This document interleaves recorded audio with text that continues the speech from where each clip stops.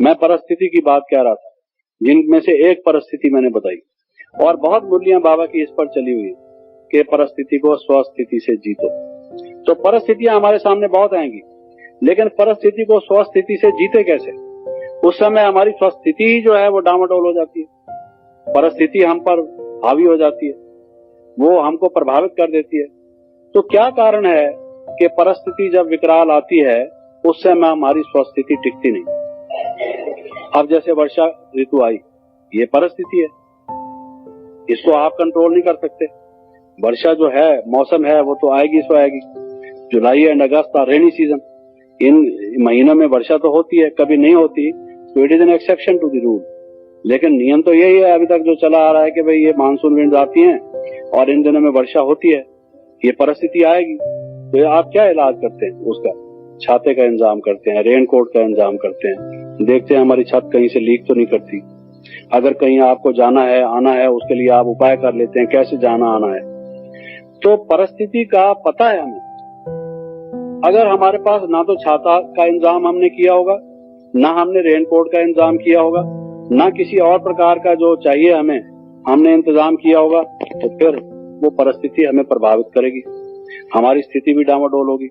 हमने जहां से जाना है आबू रोड या यहाँ से जाना है बस स्टॉप पर बस लेने के लिए, ना हमारे पास रेनकोट है, ना हमारे पास छाता है, बड़े जोर का मूसलाधार बारिश हो रही है, तो हमारी गत बनेगी अच्छी तरह से। रास्ते में हम बिल्कुल भीग जाएंगे, अच्छी तरह से तरबतर हो जाएंगे। और उसके बाद जब कपकपी होगी या ठंडी हमारे अंदर घुस जाएगी या जुकाम खांसी या जो कुछ भी होगा सो होगा, परिस्थिति हमारे शरीर को प्रभावित कर देगी, क्योंकि हमने इंतजाम नहीं किया। तो अगर हम इंतजार करते रहें कि रेनी सीजन आएगा तब करेंगे, इंतजाम ना करें। बाबा ने अव्यक्त वाणियों में क्या कहा हुआ है कि इंतजार ना करो, इंतजाम करो। वो इंतजाम करो। उस परिस्थितियों के लिए बाबा ने बता दिया कौन कौन सी परिस्थितियां आएंगी। आप सारी मुरलियां पढ़ के देख लें, कोई परिस्थिति उसमें से रह गई हो जो बाबा की मुरलियों में ना आई हो और आपके जीवन में आ गई हो, तो आप हमें बताएं कि जगदीश भाई मेरे जीवन में ये परिस्थिति आ गई। बाबा ने इस परिस्थिति का तो कभी वर्णन किया नहीं। बाबा ने सब परिस्थितियों का वर्णन पहले से कर दिया। जैसे किसी को बताया जाए सर्दी भी आती है, गर्मी भी आती है, बहार भी आती है, खिजां भी आती है, ऑटम भी आता है, स्प्रिंग भी आता है, रेनी सीजन भी आता है, किसी को पहले से बता दिया है कि भाई सीजन्स का साइकिल इस प्रकार से चलता है। ऐसे परिस्थितियां आएंगी। आप सर्दी का पहले से इंतजाम कर लो, सर्दी आएगी, ऐसा ना हो उस वक्त दांत तुम्हारे छटछट करते रहे, पहले से उसका प्रबंध कर लो। तो ये जब किसी को मालूम हो और फिर अगर वो इंतजाम ना करे, इंतजार करता रहे कि जब सर्दी आएगी तब देखी जाएगी। जब जैसे वो फौजों के लिए बताते हैं, उन्होंने कहा कि दुश्मन की फौजें वहां तक आ गई, तो कहते हैं आने दो, अभी तो बहुत दूर है। नतीजा उसका क्या हुआ? और कबूतर देखता है कि बिल्ली आ रही है, उड़ने की बजाय आंखें बंद कर लेता है कि मेरी तरफ नहीं आ रही, और कबूतर वो बिल्ली आके पकड़ लेती है गर्दन उसकी। फिर उसको पता पड़ता है, जब गर्दन उसके मुंह में होती है तब पता पड़ता है कि अरे वो तो आ गई। उस वक्त क्या होगा? पहले से इंतजाम नहीं करता, इंतजार करता रहता है, आने दो अभी। ऐसा ही हम करते हैं कई दफा। तो बाबा ने सब परिस्थितियां बताई हुई हैं, उन परिस्थितियों के लिए जो इंतजाम करना चाहिए वो भी बताया हुआ है। अब वो इंतजाम हम ना करें तो उसका नतीजा क्या होगा? वो प्रभावित करेंगी, स्वस्थिति हमारी डगमग हो जाएगी, हम अपना अचल अडोल अवस्था में रह नहीं सकेंगे। नतीजा ये होगा कि विचलित हो जाएंगे। तो परिस्थितियों का पहले से इंतजाम करो। ये जो मुरलियां हैं बाबा की, जिसके लिए मैंने कहा कि उनको पढ़ने का एक दृष्टिकोण तो ये रखो कि इससे हमारा कौन सा पुराना संस्कार खत्म होता है, ये हमारे अंतर में क्या परिवर्तन ला रही है, उनको परिवर्तन का तरीका समझो। दूसरा, उसमें ये देखो कि कौन सी परिस्थिति के लिए क्या इंतजाम बता रहे हैं बाबा। जब आप मुरली पढ़ते हो तो उसमें ये देखो कि बाबा ने ये जो बताया है ये किस परिस्थिति का इंतजाम करने के लिए बताया है। अब आपको कोई फंक्शन करना है, आपको कनात से नाने मंगवाने हैं, बिजली का इंतजाम करना है, चेयर्स की वो करना है, कार्ड छपवाने हैं, आप इंतजाम करते हैं ना। सब इंतजाम ना करें फिर आपस में खामखा की बात होती है कि इतना खर्च हुआ, रिजल्ट नहीं निकला, ये चीज रह गई, वो चीज नहीं की। नतीजा क्या होता है? असफलता सामने आती है, फिर मनुष्य में टेंशन पैदा होती है, फेलियर आता है, सक्सेस नहीं होती। तो इंतजाम करना पड़ता है, उस परिस्थिति का अंदाजा लगा के, सारा चित्रण लगा के कि ये समझ लो कि ये ऐसी परिस्थिति आएगी और उस परिस्थिति में हमें पहले से क्या इंतजाम करके रखना चाहिए। आपने मेला कर लिया, वर्षा ऋतु में मेला कर लिया, बारिश, वो तो मिट्टी के बने हुए हैं सब, वहां पर वो मिट्टी के माधो बन जाएंगे, सब वहीं के वहीं ढेर हो जाएंगे, तो क्या फायदा होगा, सब खराब हो गया। थोड़ा सा इंतजाम आपने नहीं किया कि उनको रेन प्रूफ दे देते, ये मिट्टी की चीज है, अगर वर्षा हो गई, जैसे कि मौसम भी है, परिस्थिति साफ दिखाई दे रही है, तो हमें इंतजाम करना चाहिए।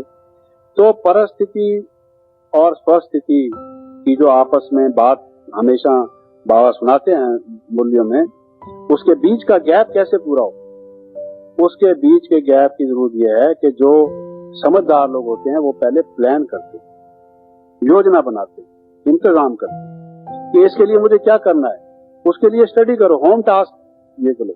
मुरली में मुरली पढ़ के उसका अध्ययन करके ये सोचो कि ये परिस्थिति एक दिन मेरे पास भी आएगी। अब मेरा शरीर तंदुरुस्त है, मैं ठीक हूं, I am a healthy person, I am young, tomorrow trouble may come. भाई कोई भी व्यक्ति ऐसा तो है नहीं जिसको शरीर का रोग होगा नहीं, कोई दुर्घटना घटेगी नहीं, या बुढ़ापा आएगा नहीं, कोई दांत दर्द करेगा नहीं, सिर दर्द करेगा नहीं, या कोई अपाचन या सपाचन होगा नहीं, कुछ ना कुछ तो शरीर को खटखट होगी जरूर। ये कलयुगी संसार है, अंतिम हमारा जन्म का ये शरीर है, तो ये कोई ऐसी परिस्थिति आएगी जब कोई चीज होगी।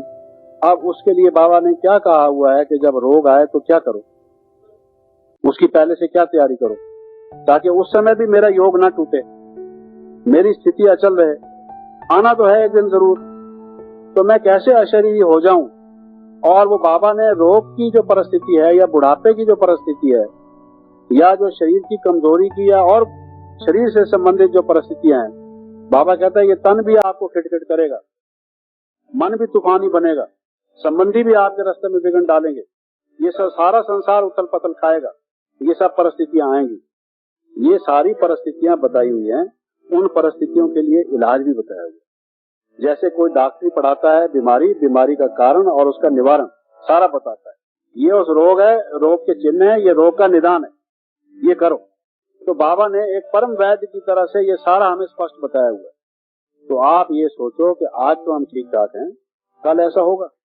बाबा ने कहा निंदा हमारी जो करे मित्र हमारा सो। आज तो हमारी कोई निंदा कर नहीं रहा, सब कहते हैं ये तो बहुत अच्छा भाई है, लेकिन कल ऐसी परिस्थिति आएगी, आपकी निंदा करने वाले आएंगे, जो महिमा करते हैं वो भी आपकी निंदा करेंगे, और वो निंदा ऐसी करेंगे जिसका कोई बेसिस भी नहीं होगा, झूठा इल्जाम और झूठ लगाकर आपकी निंदा होगी। और जिनको आप स्नेह करते हैं, जिनसे आप आशा करते हैं, जिनके ऊपर आपके एहसान है, जिनको आपके खिलाफ बोलना ही नहीं चाहिए, वो लोग भी आपकी निंदा करेंगे। ऐसी परिस्थिति में आप क्या करेंगे, उनको कैसे मित्र समझेंगे? उस समय तो मित्र समझेंगे नहीं, गुस्सा आएगा आपको, आप कहेंगे अरे ये आदमी बोलता है, इसको मैंने सप्ताह कोर्स कराया था, फिर मैंने इसको मधुबन ले गया था, फिर दादी दीदी से परिचय भी इसका मैंने कराया था, बाबा से मिलाने का इसका मैंने निमित्त बनाया था, और ये इसको कई प्रॉब्लम लाइफ में आई, मैंने इसको हेल्प की थी, ये वो सब आपके सामने राम कहानी आएगी। और फिर आप कहेंगे आज ये मेरी निंदा करता है और इसकी कोई बुनियाद नहीं, बेसलेस इल्जाम लगाता है मेरे ऊपर, और मैं बताता हूं तो समझता नहीं है। फिर आपको वो मित्र नहीं दिखाई देगा, दुश्मन दिखाई देगा, घृणा पैदा होगी, द्वेष पैदा होगा, क्रोध आएगा मन में, बेचैनी टेंशन आएगा, तो वो परिस्थिति आएगी। उस परिस्थिति के लिए बाबा ने क्या बताया हुआ है, क्या करो, पहले से आप अपने में वो शक्ति भरो, जिससे कि कोई ऐसी परिस्थिति आए तो हम अंगद की तरह से हों, हमारे पांव माया ना हिला सके।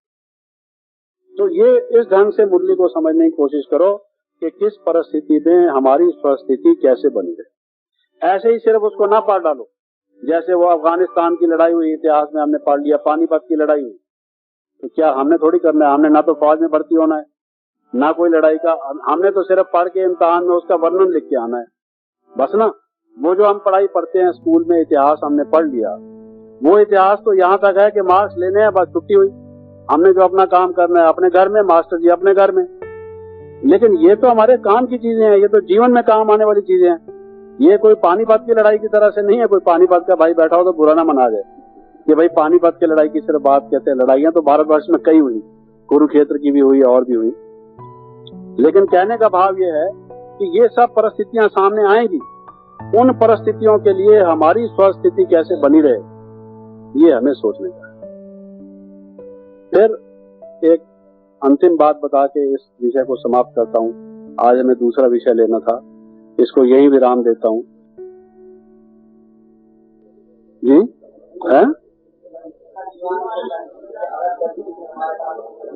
हाँ, वही आपको बताया है कि वो परिस्थितियों की बाबा ने वो सारा वाणियों में दिया हुआ है।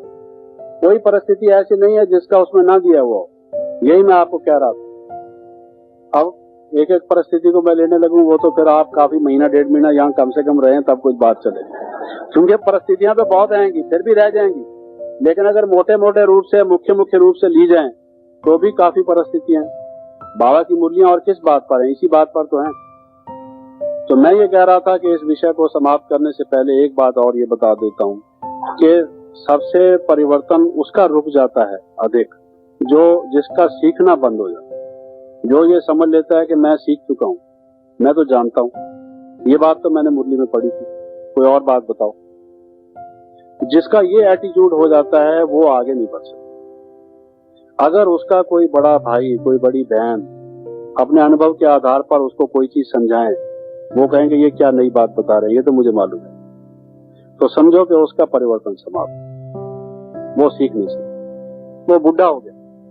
जैसे बुढ़ा आदमी बदल नहीं सकता, बुढ़े तो होते पढ़ नहीं सकते, उनको राम राम कितना भी बोलते रहो वो नहीं बोल सकते। इसी तरीके से वो व्यक्ति भी ज्ञान की दृष्टि से बुढ़ा हो गया समझो, जो ये समझता है, अब अभिमान में आ गया है, समझता है कि मुझे तो सब कुछ मालूम है, कोई बड़ों की बात भी नहीं सुनता, कोई अच्छे अपने क्लास के टीचर की, दादी जी की, कोई अपने बहन भाई की, जो शुभ चिंतक होकर उसको कोई बताते हैं अरे भैया ये बात ठीक नहीं है, ऐसा मत करो, किसी की भी मानता नहीं है, उसकी गिरावट शुरू हो।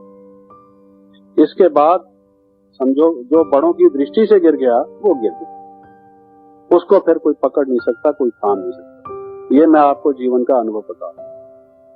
इसलिए भैया कम से कम जो हमसे वरिष्ठ हैं, हमसे बड़े हैं, जिन्होंने जीवन में अनुभव किए हैं, जिनका हमसे कोई स्वार्थ नहीं, कोई हमसे दुश्मनी नहीं, हमारा भला चाहते हैं, हमारे शुभ चिंतक हैं, इस ख्याल से हमें आशीर्वाद देते हैं, ये उनका आशीर्वाद है जो हमें अच्छी शिक्षा देते हैं।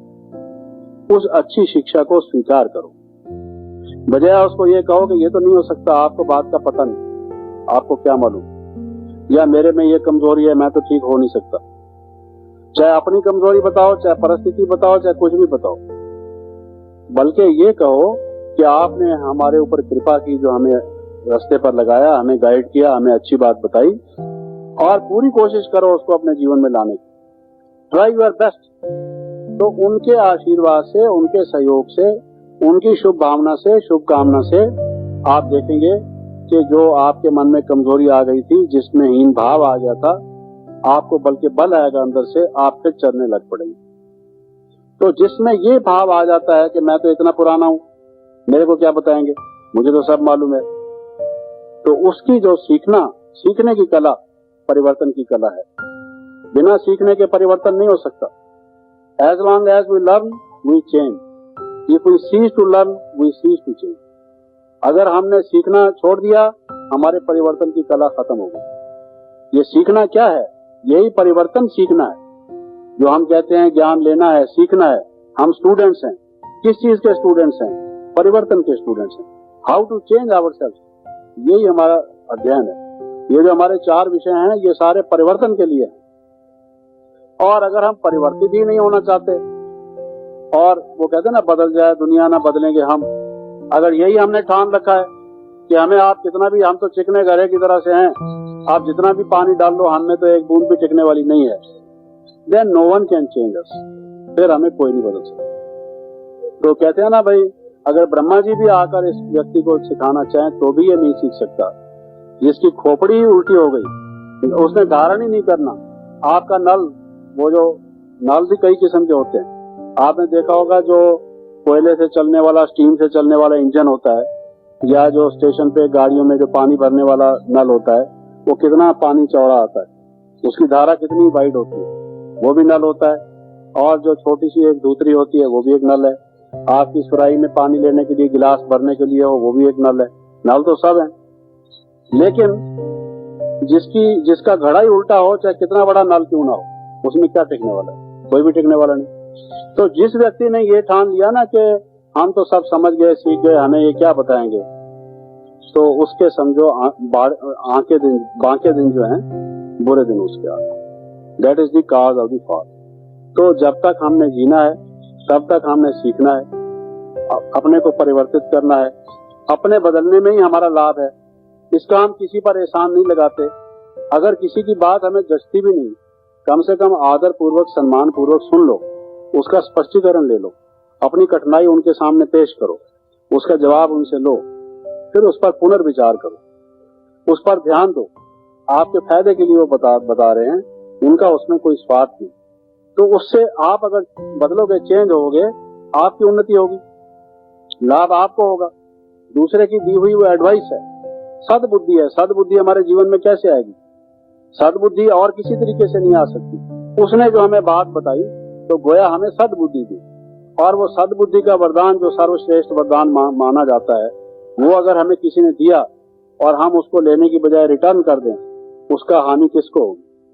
We will be the losers. नुकसान हमारा होगा। इस बात को हमें ख्याल रखना चाहिए। तो यहाँ मैं इस टॉपिक को समाप्त करता हूँ।